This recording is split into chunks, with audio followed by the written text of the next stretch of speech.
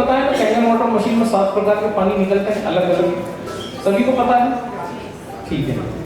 तो अब सबसे पहले हम लेते हैं आपका, तो सबसे पहला जो है कैंसर की बात करेंगे। ये हमारे जो है ना लंग्स, यहाँ पर लिखा हुआ your lungs and kidneys remove the acid and make the body alkaline. तो जो है हमारा एल्कलाइन करने का मैकेनिज्म आपको भगवान ने आपकी बॉडी में दिया है फेफड़े के रूप में और किडनी के रूप में। फेफड़े जो है प्रतिपल कार्बन डाइऑक्साइड जो है वो छोड़ते हैं, तो कार्बन डाइऑक्साइड छोड़ने से बॉडी एल्कलाइन होती है। कार्बन डाइऑक्साइड इज एसिड, मोटापे का कारण भी कार्बन डाइऑक्साइड। अगर आपकी बॉडी में उसका फार्मूला भी है, जितनी ज़्यादा कार्बन डाइऑक्साइड रहेगी उतने आप मोटे होंगे, है ना। It is the main cause of your obesity. तो लंग्स की बात करते हैं। लंग्स क्या करते हैं? कार्बन डाइऑक्साइड छोड़ते हैं, ऑक्सीजन को लेते हैं। यही काम है लंग्स का, सभी जानते हैं। ऐसा तो नहीं कोई उल्टा करता है, कार्बन डाइऑक्साइड लेके ऑक्सीजन छोड़ता है, ऐसा नहीं करता ना कोई। तो इनका काम क्या है? ऑक्सीजन लेना, कार्बन डाइऑक्साइड छोड़ना। किडनी का काम क्या है? आपके ब्लड में से सारा जो है एसिड निकालना। आपका यूरिक एसिडिक होता है, आपका जो मल जो होता है लेट्रिन, टट्टी, स्टूल, वो एल्कलाइन होती है। 2 चीजें हैं आपकी बॉडी में, एसिड और एल्कलाइन। तो आपकी किडनी क्या करती है? वो भी एसिड को निकालती है। बाथरूम आपका एसिडिक होता है, आपका फेफड़ा जो है कार्बन डाइऑक्साइड को निकालता है और उससे बॉडी एल्कलाइन होती है। अच्छा, ये जो काम है ये बॉडी को एल्कलाइन करने का नेचुरल मैकेनिज्म है। पर ये जानता कौन था? कि हमारे ऋषि मुनि इस चीज को जानते थे। हमारे ऋषि मुनि जो थे वो जानते थे, इसीलिए ऋषि मुनि जो है वो जहांगीर चांपा में नहीं आए। मार्कंडेय ऋषि, कश्यप ऋषि, है ना, हम सब ऋषि मुनियों की बात करेंगे। ऋषि जमदग्नि, ऋषि परशुराम, ये एक्चुअली क्यों नहीं आए ये यहाँ पर? क्योंकि इनको ये सूत्र पता था कि कार्बन डाइऑक्साइड छोड़ने से जो है जीवन बढ़ता है, जीवन में समृद्धि आती है। उम्र बढ़ने का जो राज है वो ये है कि आप सांसों को कैसे छोड़ते हैं। तो पहाड़ों पे क्यों जाते थे लोग? पहाड़ों पे, हिमालय पे क्यों गए कश्यप ऋषि? क्योंकि यहाँ पर जो है जितनी आप ऊंचाई पे जाओगे उतना ऑक्सीजन कम रहता है। ऑक्सीजन कम रहने के कारण जो है जहाँ ऑक्सीजन होगा वहाँ ऑक्सीडेशन होगा। कई लोग मैं मेरे पास आते हैं, देखता हूँ 1 मिनट में 28 बार सांस लेते हैं, करते ही रहते हैं। अभी कुछ 1-2 पेशेंट थायराइड के आए थे, तो जब हम इनकी सांसों की गति देखते हैं, अभी हम सांसों की भी बात करेंगे, तो हम देखते हैं कि ये लोग बहुत ज़्यादा मात्रा में ऑक्सीजन ले रहे हैं। तो ऑक्सीजन ज़्यादा लेना मतलब उम्र को घटाना है ना। जैसे कार्बन, कैंगन वाटर में जंग क्यों नहीं लगता आपको पता है? इसलिए जंग नहीं लगता कि जो पानी के अंदर जो मौजूद कार्बन डाइऑक्साइड है उसको हटा दिया गया है। कार्बन डाइऑक्साइड कैंगन पानी में है ही नहीं, इसीलिए उसमें लोहा डालते हैं तो जंग नहीं लगता। ऑक्सीजन भी निकल रही है जो ग्रे पानी है उससे, तो ऊपर से हाइड्रोजन आ रहा है, नीचे से ऑक्सीजन जा रही है। ऑक्सीजन की भी कमी है पानी में और कार्बन डाइऑक्साइड तो है ही नहीं, इसी के कारण पानी का कलर नीला हो जाता है। और पानी में 6-6 महीने लोहा डालो तो भी जंग नहीं लगता। तो कहने का मतलब शरीर में जंग कब लगता है? जब CO2 जो है हमारे शरीर में रहती है, उसी से इंसान फिर मोटा होता है, ब्लॉकेजेस होते हैं। कार्बन डाइऑक्साइड मेरे पास है फॉर्मूला, दूंगा आपको, इससे पता पड़ेगा कि कोई कितना मोटा है तो कितना उसकी बॉडी में जो है चर्बी है। और सिर्फ सांसों को छोड़ के चर्बी को घटाया जा सकता है। उसके लिए कोई महंगे सप्लीमेंट्स की जरूरत नहीं है। आप कैसे सांस लेते हैं, किस सांस में खाना खाते हैं, उससे डिपेंड करता है। तो हमारे ऋषि मुनि, बैक टू द टॉपिक, ये बात जानते थे कि सांसों को छोड़ने पे ध्यान देना है। और उसी को फिर पतंजलि ने अलग अलग प्रकार के जो प्राणायाम है उससे जो है जोड़ा। बहुत सारे प्राणायाम है, अनुलोम विलोम है, आपका नाड़ी शोधन है, दोनों अंदर है। अनुलोम विलोम अलग है, नाड़ी शोधन अलग है, उज्जयी अलग है।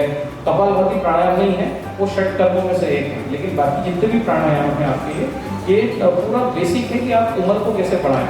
सांसों को छोड़ने की टेक्निक ऋषि मुनि जानते थे, इसीलिए हमने जो है ओम का उच्चारण किया। ओम का उच्चारण क्यों करना है वो सब भी हम अपने टॉपिक्स पे आएंगे। लेकिन कहने की बात यह है कि आपका मल एल्कलाइन है, आपकी बाथरूम एसिडिक है, आपके बॉडी में 2 यंत्र हैं।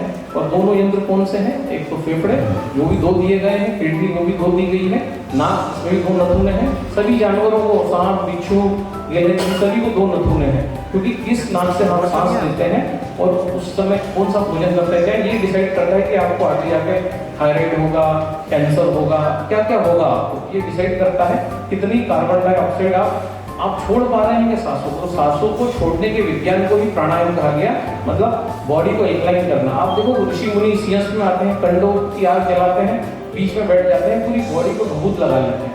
तो भभूत क्यों लगाते हैं? क्योंकि आपकी बॉडी में भगवान ने दो चीजें एसिडिक दी है, एक तो आपकी चमड़ी और एक जो है आपका स्टमक, जिसमें प्रतिबल एसिड जो है वो बनता रहता है। आप कितना भी आप एल्कलाइन पानी पियोगे, फटाक से जो है वहाँ पर सिग्नल जाता है और एसिड आ जाता है।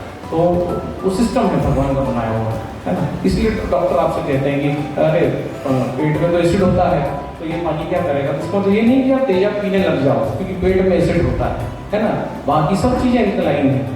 एल्कलाइन बनाने की जवाबदारी लीवर पे है, इसलिए जब लीवर खराब होता है तो बहुत परेशानी होती है। फिर बॉडी को लीवर खराब हो गया, किडनी खराब हो गई, डायलिसिस हो गया, ये किडनी खराब हो गई तो भी बॉडी एसिड को नहीं निकाल पाएगी, है ना। फेफड़े खराब हो गए, लंग कैंसर हो गया, इसमें पानी भरा गया तो भी ये जो है नहीं निकाल पाएगा। जैसे हुआ था ना विराट अपने इसको युवराज सिंह को कैंसर हुआ था, है ना, लिम्फोमा।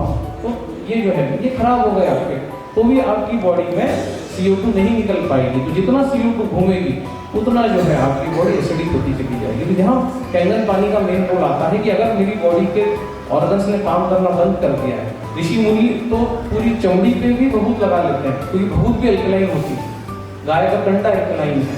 आप पान जो खाते हैं, पान एल्कलाइन है, पान में पड़ने वाला कत्था एल्कलाइन है, पान में पड़ने वाला चूना एल्कलाइन है, पान में पड़ने वाली सुपारी एल्कलाइन है, पान में पड़ने वाली सौंफ एल्कलाइन है, पान में पड़ने वाला फुकरा एल्कलाइन है, पूरा पान ही एल्कलाइन है। इसीलिए खाना जब हम खाते थे उसके बाद पान खाने की प्रथा थी, लेकिन वो चेंज हो गई।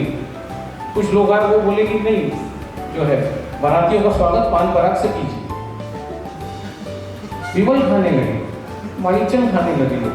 रिप्लेसमेंट एल्कलाइन का रिप्लेसमेंट नहीं हो सकता है। तो स्त्रियों में 3 चीजें एसिडिक हैं, उनका चमड़ी, स्टमक जो कॉमन है, और तीसरा उनका जो मूत्र संस्थान जो है वो एसिडिक है।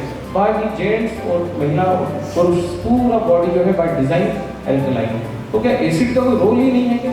है एसिड का रोल। Omega 3 fatty acid, omega 6 fatty acid, tartaric acid, ascorbic acid, बहुत सारे एसिड है ना जो विटामिन सी में आपका इमली, पपीता, आपकी मिर्ची, इनमें पड़ने वाले जो एसिड्स हैं ये नेचुरल एसिड्स हैं। अब कोई अगर बोलेगा कि नारियल पानी एसिडिक है नारियल पानी एसिडिक, लेकिन जो है स्प्राइट भी एसिडिक है, दोनों सेम हो गए। तो दोनों सेम नहीं है, अलग है ना। गंगा जल में कीड़े नहीं पड़ते इसलिए किनले बोलेगा कि हमारे भी पानी में कीड़े नहीं पड़ते, तो वो नहीं है, वो गंगा जल नहीं है किनले। आपने उसमें से जान ही निकाल दी क्योंकि पानी में प्रिजर्वेटिव डाल नहीं सकते आप, तो पानी में प्रिजर्वेटिव डाल नहीं सकते तो उन्होंने क्या किया कि पानी में से जो है जान ही निकाल दी, कैल्शियम, मैग्नीशियम, फास्फोरस सब निकाल दिए, तो पानी एसिडिक हो गया। तो जो एसिड जो भगवान ने बनाए हैं, है ना, अभी हम देखेंगे बहुत सारे एसिड्स को, तो वो सब अच्छे हैं। लेकिन जो बनाए गए हैं इंसान के द्वारा, थम्स अप है, स्प्राइट है, आपका माजा है, आपका ये जितनी भी चीज़ें हैं, और आपका ये पानी, आपको पता होना चाहिए कि जो किनले का पानी, बिस्लरी का पानी, जितने भी पानी होते हैं जिसमें कीड़े नहीं पड़ते हैं, क्योंकि इसमें प्राण नहीं है, इनमें कीड़े नहीं पड़ेंगे, है ना। तो कीड़े नहीं पड़ते इसलिए अभी हम गंगा जल से कंपेयर कर लेंगे। लेकिन सबसे बड़ा जो दुर्घटना होती है ये जो इस RO का पानी पीने से, कि ये कोबाल्ट भी निकाल दिया जाता है मूत्र के द्वारा, और कोबाल्ट अगर पानी से निकल गया तो B12 बनने की प्रक्रिया ही रुक जाती है। आज हर आदमी को B12 की डिफिशियंसी, उसका मेन कारण ये है कि कोबाल्ट जो एक घटक है पानी में जिसके कारण B12 बनता है। B12 क्या है? बैक्टीरिया का मल है, बैक्टीरिया की टट्टी है। तो वो कहाँ से मिलती है? आपको मूली से मिलती है, चुकंदर से मिलती है, शलजम से मिलती है। लेकिन पीलर आ गया, आपने वो पूरा पील कर दिया, मूली को, पूरा शलजम को पील कर दिया, तो जैसे ही आप मट्टी हटा देते हैं B12 नहीं मिलता। पानी में से भी आपने RO लगा दिया, कोबाल्ट हटा दिया, अब B12 को बनने की प्रक्रिया रुकी। अब जो मट्टी थी, जो चुकंदर में लगी थी, जो गाजर में लगी थी, आपने पीलर से वो भी पूरी मट्टी निकाल दी, उस मट्टी में B12 था। तो हम जो ये सब छोटी छोटी जो गलतियां करते हैं, हम पीलर से, हम चुकंदर को साफ कर सकते हैं पानी से, लेकिन पील करने की कोई जरूरत है क्या? नहीं है। मूली को पील करना, गाजर को पील करना, शलजम को पील करना, सब में भरा पड़ा है B12, क्योंकि वो मट्टी है, उसमें बैक्टीरिया है, उसका मल है, वो बॉडी को चाहिए, तब जाके जो है आपका जो रक्तलता जो है आपको लो हीमोग्लोबिन, वो कैसे ठीक होगा? अगर हम इन सब्जियों को एज इट इज खाना चालू कर देंगे, सिर्फ पानी से, साफ पानी से धो। तो कृपया जो पील न करें। एप्पल को लोग छिलका निकाल के खाते हैं, मैं भी किसी घर में जाता हूँ छिलका निकाल के देते हैं। एप्पल के छिलके में ही तो एंटीऑक्सीडेंट है, लौकी के छिलके में ही तो एंटीऑक्सीडेंट है, हम लोग छिलका ही निकाल दिया।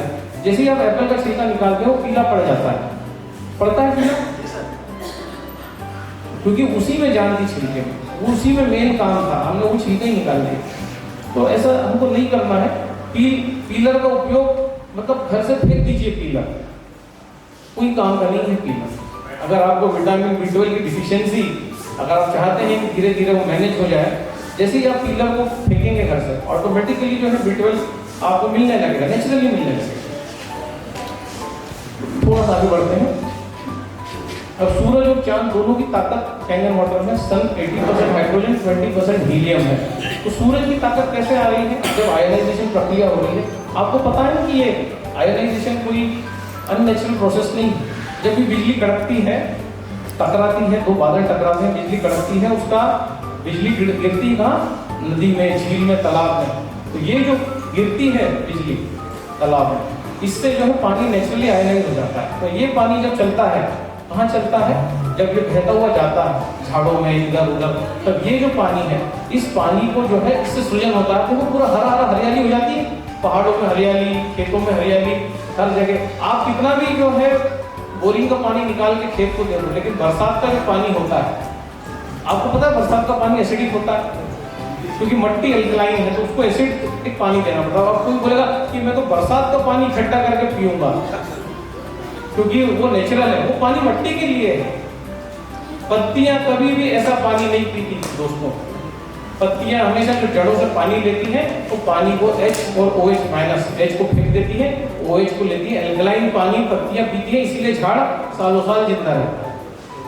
ये मैकेनिज्म उनको भी पता है कि पानी के टुकड़े करके पीना। आप गूगल पे जाएंगे, सर्च करेंगे पत्तियां पानी कैसे पीती है, तो वहाँ आ जाएगा कि पत्तियां भी H OH को डिफरेंशिएट करती हैं, H को हटा देती हैं, OH को ग्रहण करती हैं। नेचुरल आयनाइजर भगवान ने बनाया।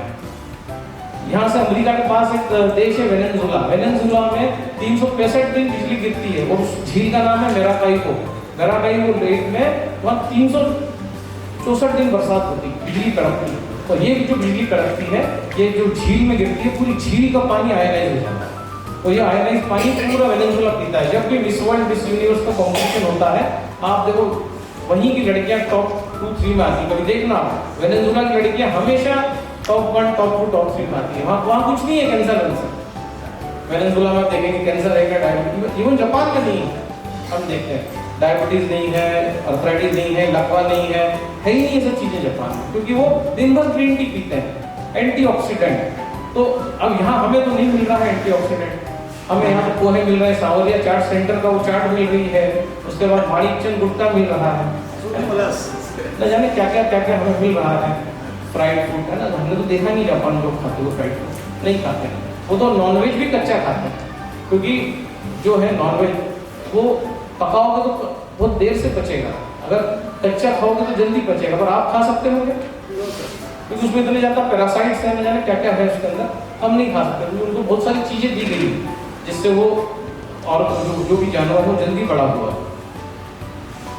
बकरी 38 पत्तियां खाती है, बकरी को कभी कैंसर नहीं होता। हम बकरी को काजू खिलाकर हम बकरी को खाते हैं। मतलब कितना नॉनसेंस है कि बकरी पत्तियां खाती है, हम वो नहीं खाएंगे, है ना। बकरी जो है उसको खा के हम जो है ब्लॉकेज पैदा करते हैं।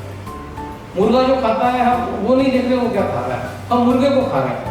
तो हम क्या कर रहे हैं, सेकंड हैंड कार्बोहाइड्रेट खा रहे हैं बार बार। और सेकंड हैंड कार्बोहाइड्रेट खाने के कारण हम हमारे बाल झड़ रहे हैं, हमारे स्किन खराब हो रही है। अभी तो मैं एंटी एजिंग का भी काम कर रहा हूँ। काफ़ी लोगों को बोले कि एंटी एजिंग का काम करते हैं, उससे कुछ फिल्मी हीरोइंस की गाइड लिखना चालू किया, तो बहुत कॉल आने लगे कि अब आप जो है ये सब छोड़ो, कैंसर और ये लकवा और ये शुगर वगैरह, आप एज रिवर्स करने की बात करो। तो आज हम एज रिवर्स करने की भी बात करेंगे। तो ये पानी की ताकत आयोनाइजेशन से बढ़ती है, और आयोनाइजेशन होता है बरसात में नेचुरल। अब आप वेनेजुला जा नहीं सकते, आप बरसात करना आपके हाथ में नहीं है, लेकिन अच्छा पानी पीने के लिए सिर्फ अगर मशीन मैंने खरीदी तो बटन दबा के मैं मेरे घर को वेनेजुला बना सकता हूँ, मेरा कहीं वो झील बना सकता हूँ, मैं एंटीऑक्सीडेंट वाला पानी पी सकता हूँ। पानी पीना तो अलग बात है, उस पानी में सब्जियां डालने से उनका क्या होगा और कैसे लोगों का लगवा जा रहा है। 20-20 दिन में लोग साइकिल चला के मिलने आ रहे हैं, वो हम देखेंगे आगे कि कितना ये छोटा काम है पानी पीना। लेकिन पानी में जब हम सब्जियों को ट्रीट करते हैं और उसके बाद जब इनको हम खाते हैं तो उसके बाद जो पूरा ऑरा बनता है आपका, पूरा रिवर्स हो जाता है।